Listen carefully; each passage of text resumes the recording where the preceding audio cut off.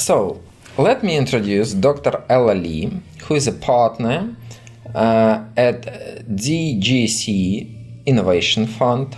Dr. Ella Lee, can you tell us a little bit about your fund, the strategy, and your own experience? Sure. First of all, thank you so much for the interview and also invitation being here. So both of the fund and also innovation center are under our parent company, ZGC Developing Group, that oversees Z Park, which is the largest technology hub in China, with 80 unicorns, 30,000 plus patents, and also 300 plus public companies. Is also considered as China's Silicon Valley. So under our parent company, the ZGC Innovation Center in Silicon Valley is performing under investment and also incubator models that provide a service to innovative systems. And the ZGC Innovation Fund was launched actually just this year's, and has two branches for both of the RMB fund, like a Chinese RMB fund and also US dollar fund. So myself, I always call myself as a Harvard-trained scientist turned venture capitalist, with 15 years experience in pharmaceutical and also biotech sectors. I have a special interest in therapeutic investment opportunities from drug discovery to commercialization stage, and also look at the deals in medtech, IoT, and also AI sectors. Okay, thank you very much. And my first question is, what are the three most promising or successful startup in portfolio of your fund and in the past or now? Tell us a little bit about it. Okay. I think probably I can talk about one company. The name is CloudMinds, and is a developer and operator of cloud-based intelligent robot. It was founded in 2015, and now it become the one of the largest unicorns in China in this particular vertical. And I would say this companies also have all the elements like other successful companies, such as a solid team, the very unique product, the excellent business plans, and also a really huge market to grow, including both United States and also China. And the fund, was it leading the round, or it was following?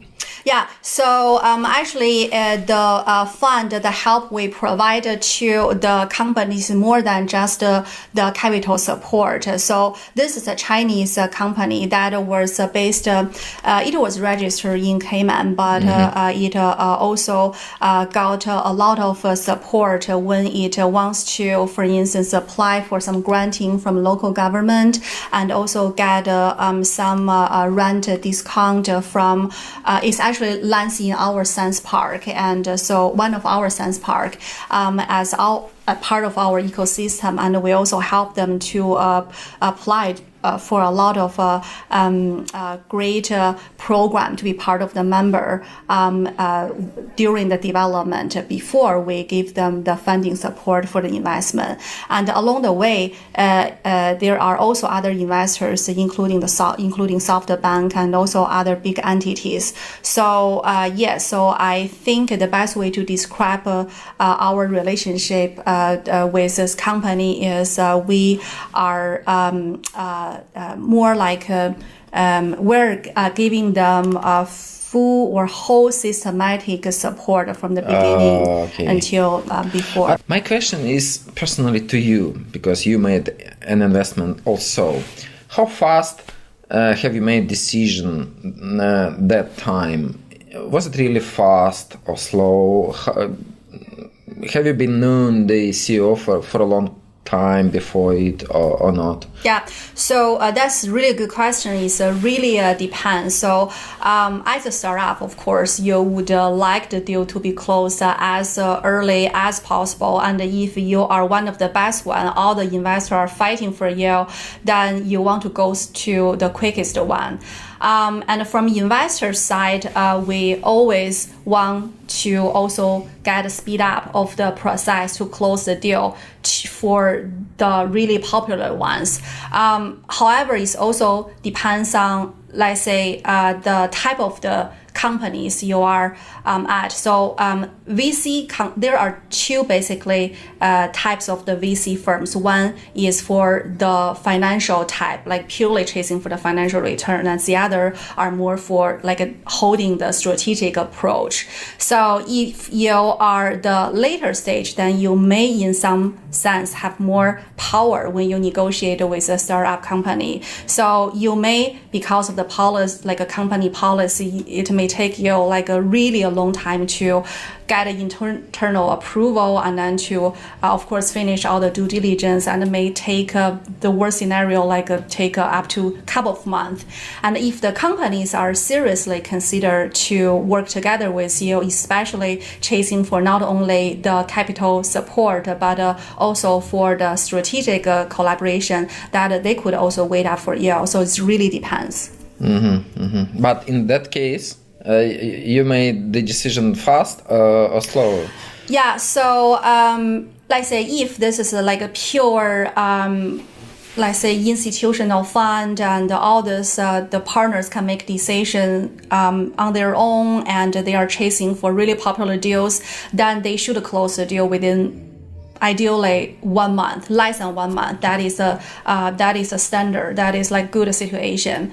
And what I was talking about are for certain type of the, let's say, especially CVC corporate type of ventures that would take a lot of time, may take up to several months. Okay, I see. Yeah. I see. Dr. Ellerly, I know that every fund has a lot of criteria in the process of analyzing the startup. What are the three most important personally to you?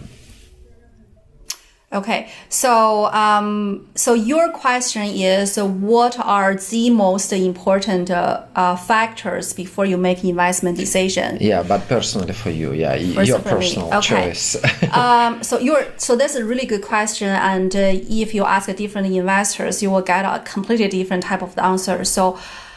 Yeah, that's why the it's questions, interesting. So for myself, would be I think 3 factors. First is about the product.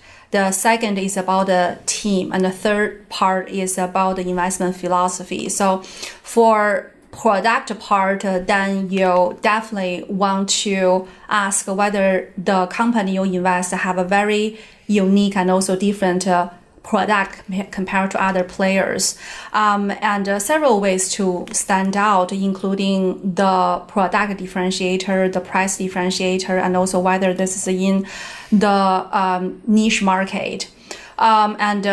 Second factors for me to consider is a team. As an investor, we always want to have a really solid team. So we want to see the team has all the key players. Although worth pointing out, it's okay for startup to miss key player rather than place the wrong personnel. Also we want to see the team are able to handle all this difficult question problems and also challenges. And also the third part is the investment philosophy. As I mentioned earlier, VC all have a different, they're chasing for different goals. Some of them are for the financial return, and some of them for just a strategic reason for the investment. So, and also there are also factors we want to look at, including, let's say, the market size, so also the valuation of the company when you're about to invest, and also whether the startup is a good fit for your VC portfolio verticals and so forth. Dr. Ellerly, looking back, what mistakes you would recommend for the investors who just started to invest to avoid? And maybe you can tell us about your personal biggest investment mistake. Okay. So I may need to think about the biggest mistake. It may be a whole list.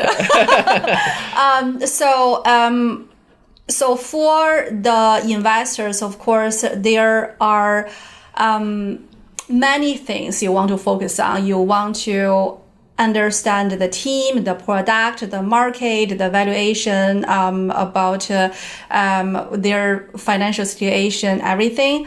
However, there are also some things that you probably can or do not really need to focus on if you want to choose one or the other. And examples include, let's say, advisory board. Nowadays, investors all realize each startups or all the startups could reach out to a lot of really premium talents and let them to be on your advisory board. And whether all these great advisors can commit full-time or commit a lot of time to the startup really is questionable. And some of them are even just like taking the equity to sit on your board. So this is like some factors you do not really need to focus on. And probably my last question. Okay. Why do you think you have succeeded in that market? Yeah, because it's not an easy market really. It's venture capital market, very risky. And why? Why? What is the formula of your success? What is the formula of my success? Okay, that's a really good question. So as and of course that answer would also really varied by different personnel. So from my perspective, because I come from a very unique academia science trained background, therefore I personally would weigh the technology or the product much better than the marketing type of the startup company. I personally really prefer and also quite enjoy talking with a company that may not not all the investors could really understand, and I would think that or see that also as a good opportunity.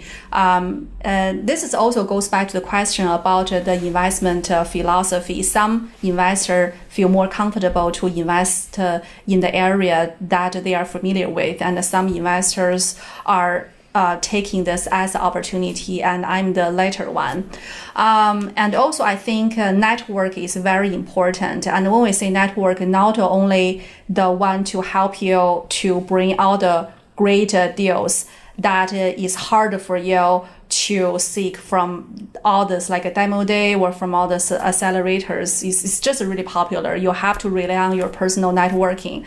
And also a lot of times you want to rely on your friends, your friends of friends, your own networking to help you to evaluate all this technology and also the product itself. So I would say, and also you want to keep a good relationship with all this startup and also portfolio companies. They can be, you want to be friends with them because you would never know when you are also about, let's say, to raise the second or the third, next funds. Those could be also the big helper or even your own LP. So so those are the things I see myself see very important and critical part. Okay, thank you very much, Dr. Elali, and thank you for your openness and for your advices, and I wish good luck personally to you and to your fund. Thank you so much. Same here.